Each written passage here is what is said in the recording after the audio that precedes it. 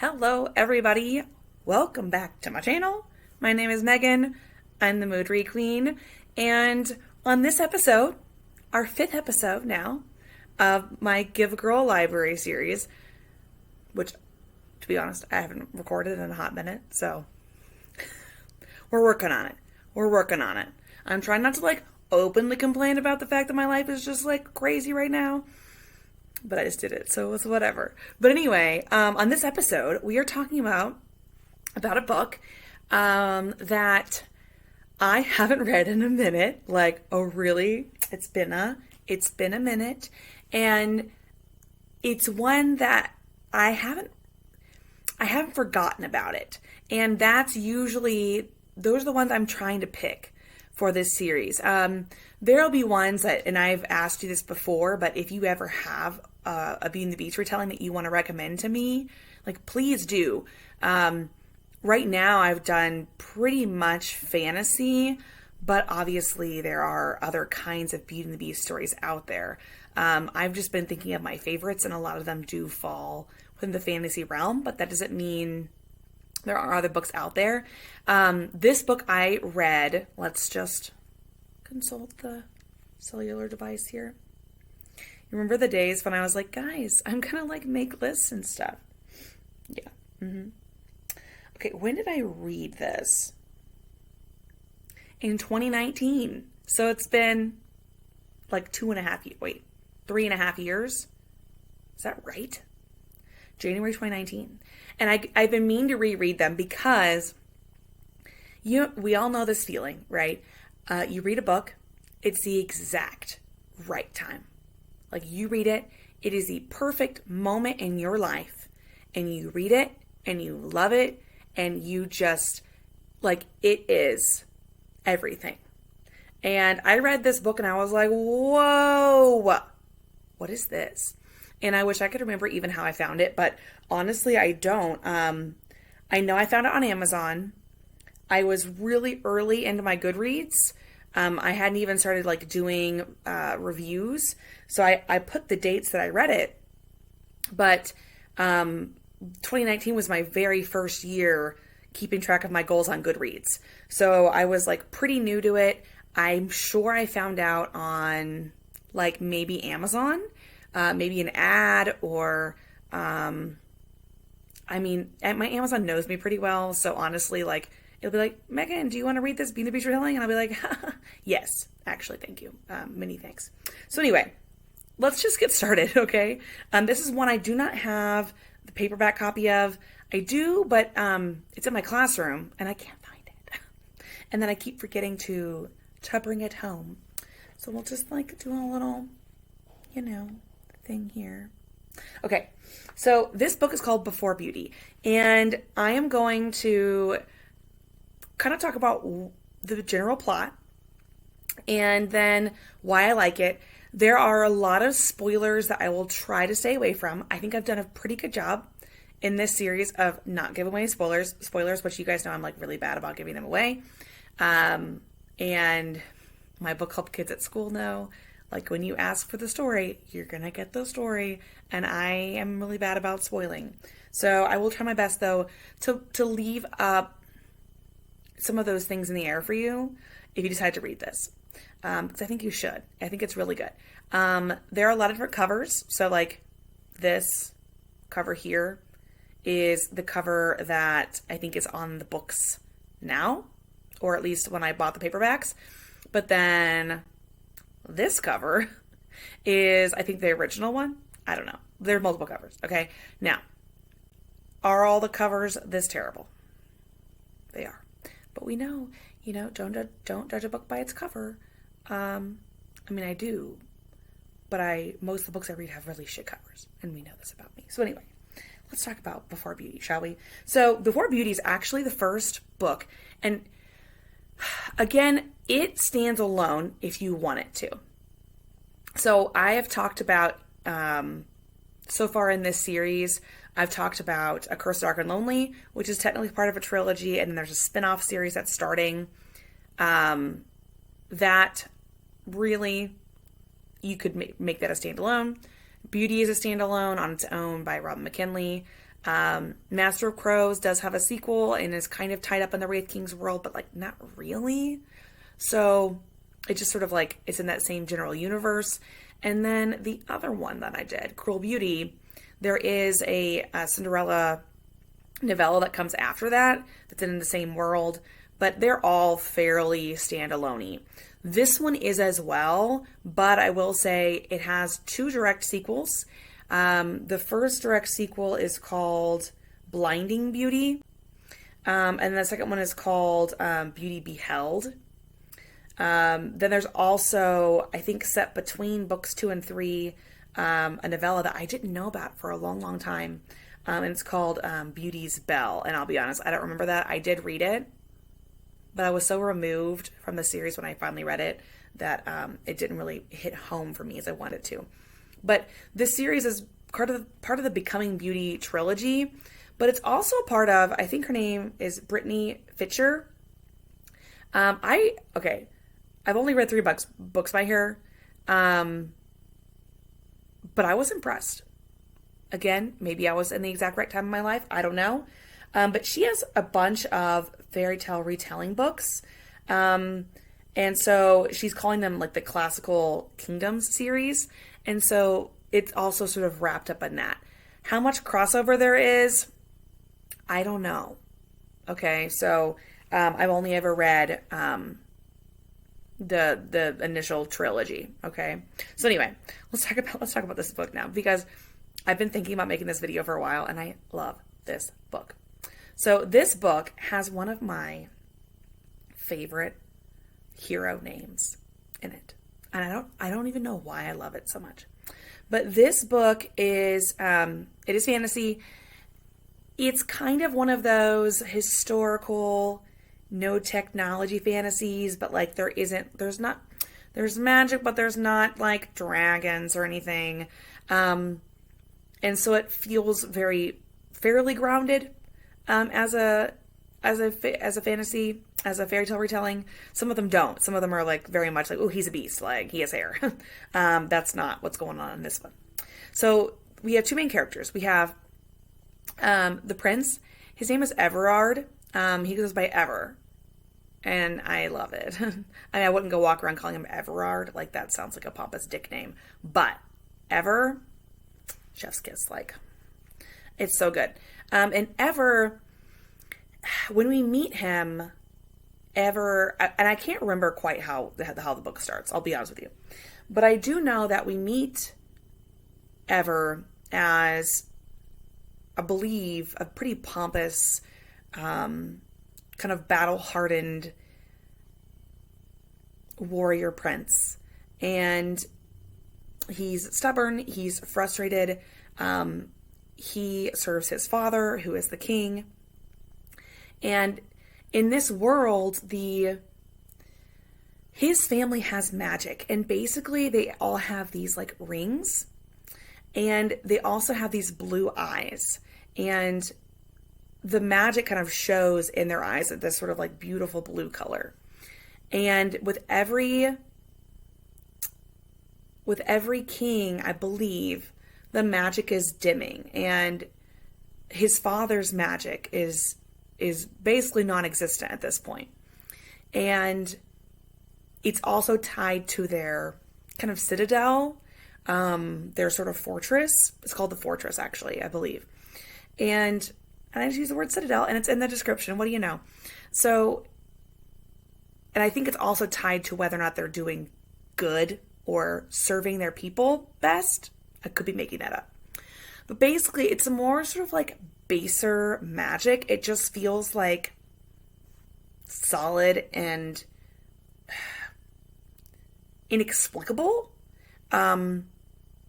Less like, I can purposely wield this and like, Expelliarmus, all that stuff, right? Like, it doesn't feel like a tool. It feels like this like solid foundation of power beneath the citadel. And Ever has that magic, and so does his father. He's the main character, one of them. When Ever was a child, he for a long time was not invited because he was too young, to go on their like annual kind of parade through the city streets to speak to the people, or not speak, to be seen, right? And Ever's father has this very clear idea of like what a king's role is, the role of the monarchy, and that they should be examples, that they should treat people like well, but you don't want to get too close, right? They're not friends. We're not friends with them. We're different. And so he's an asshole basically. But he's not like, he could be worse. I know that sounds terrible, but he could be worse. And so Ever, when he's a young kid, I can't remember how old he is. He's like maybe 10. He is riding a horse with his father in this parade, with all these people. And I don't remember what the name of the town is. It's not important. And there's this little girl, and she runs up and she like wants to talk to him. And I can't remember the reason why. I think she just is enthralled by him. And she's a little bit younger than him, and she's like sort of like grabbing on his leg, and he's right there. And so he uses his power, right? And he just sort of more forcefully than he should pushes her off. And he wants to say hi to her and he wants to greet her because he doesn't get out very often. But he sees his father looking at him, and so he pushes her off. And she gets trampled by a fucking horse. Not his horse, but she gets trampled by a horse. And so Ever, when you meet him as an adult, this haunts him. Like, he thinks about this shit. He's like, I wonder whatever happened to her. Like, he feels so guilty, and his father's going to be dying. Like, he's not well. And maybe he even dies really early on. I can't remember. But Ever is not happy. He has forged himself into this trying to be like unfeeling, and his father has tried to do that and to create this like warrior prince persona. I imagined him with like dark hair. He's not. He's blonde in all the pictures, but he's sort of like this sort of like grungy, not grungy, but like he's got the, in my opinion, if I were to describe him, sort of like, mid-length, like blonde hair, maybe like dark blonde. He's got like these like blue eyes, but like he's tired and he's frustrated and he doesn't like himself or his life. But he has like no choice. And so anyway, he is haunted by this incident with this girl. And her name is Isabel, I believe. Is it? Isabel or Isabella? But she goes by Isa or Issa. I called her, not gonna lie, I called her Isa because it's ISA, but it might be Issa, but we're gonna go Isa. Because that's what I said in my head. She's the daughter of a merchant, and she's the little girl that was run over by the horse.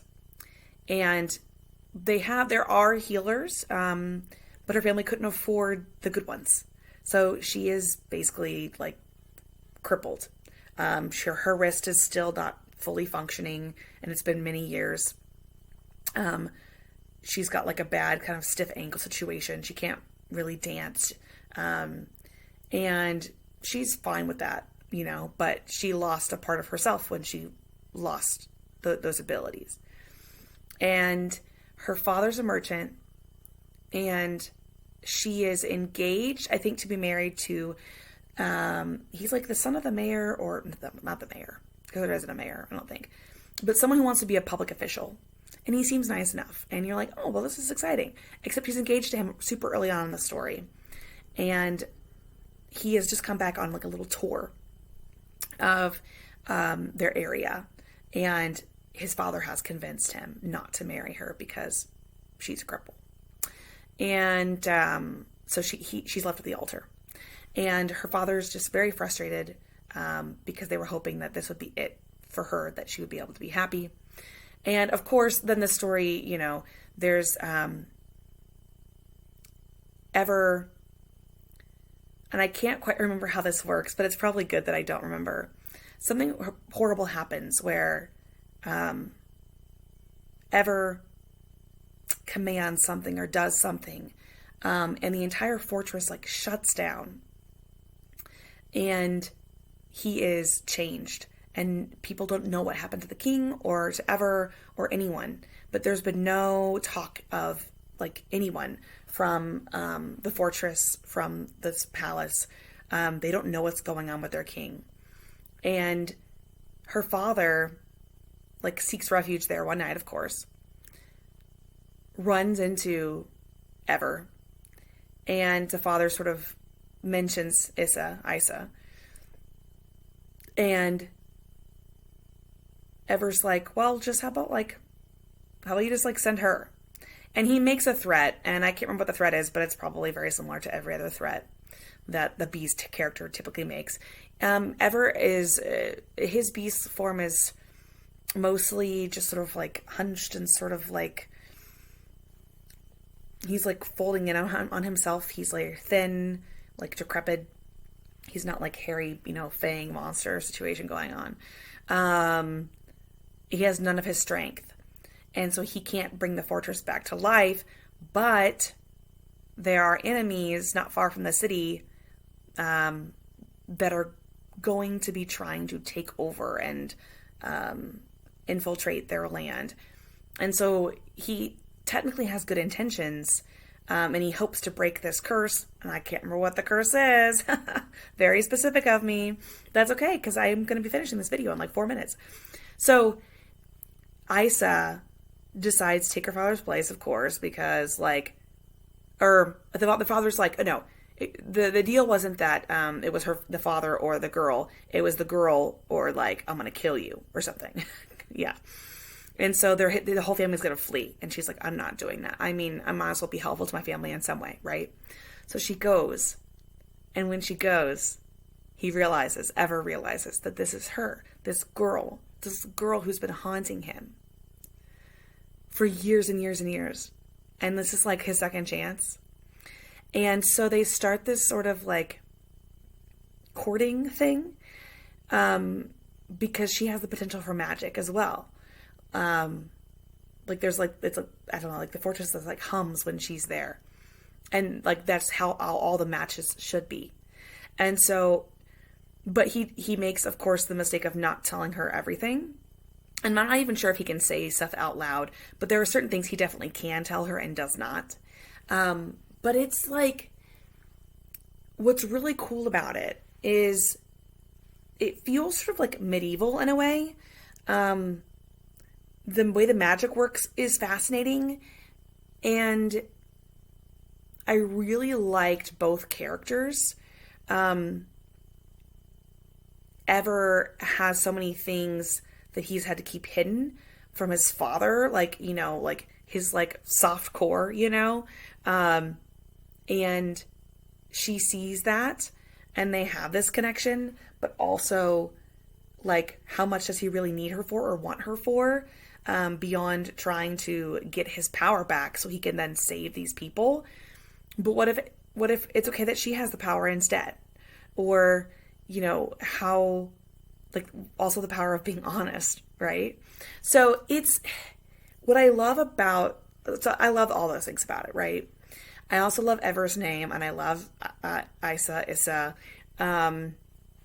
And there's a really interesting twist in this story, because a lot of people died, and when the fortress sort of like, not physically, well, a little bit physically, mostly just in a abstract sense, sort of closed in on itself, and a lot of people died, or they are no longer visible. Like, Ever knows he's not alone, but he doesn't see anyone else. Not that I remember anyway. He might have a steward there. And so it's just interesting. It's interesting because you have this main female character who does have a disability. How does she cope with that? How does that affect her confidence and her sense of self? Because she's still a strong person, of course.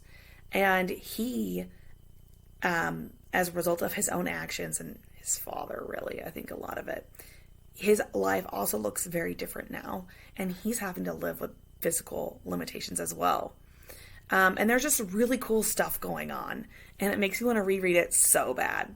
And then if you're interested, so Spoiler alert, they get together, right? It means to be in the Beast Retelling. Duh. But books 2 and 3 are really interesting.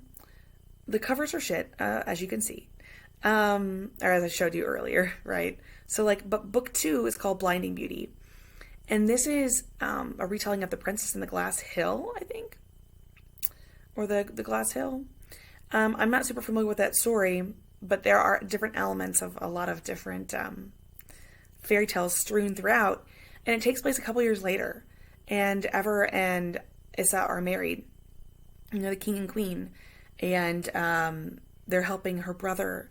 He's coming with them, and he doesn't trust Ever.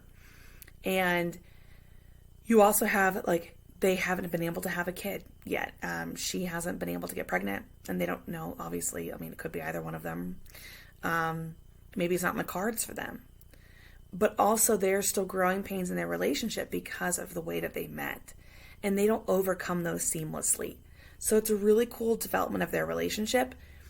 And then, and it's kind of batshit, but it's fun. It's fun.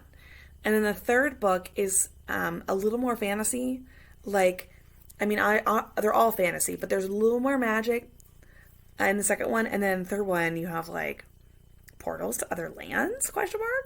And also incorporation of the Hansel and Gretel characters, which is really fascinating. So I really loved reading these. The development of their relationship as a couple, well, I just said that's redundant, but their development as a couple and as individuals is really touching and realistic and builds in a way that makes sense for them. And you also get to see, the way that they met and assumptions they made about each other, and the way that they fell for one another at the beginning is not necessarily detrimental to their relationship, but it does impact it in an oftentimes negative way. And how do they go through that? Not just move around it, but how do you work through those issues? So it's a really good story. The covers are, not great, but it's one that I've wanted to revisit time and again. I've had a couple of students read it. It's fairly appropriate, I believe. I mean, here's the deal. I'll read all sorts of stuff. Spice level wise, it's not very spicy, but it's really entertaining. And I love both characters, and Ever has a great fucking name. So that's all I have to say about that one. I really wanted to talk about it, even though I know I don't remember it as well as I probably should in order to talk about it with you. But I also think sometimes maybe the best selling points are just kind of how people felt about it and what they liked about it. And I didn't want to spoil too much for you. So that's it.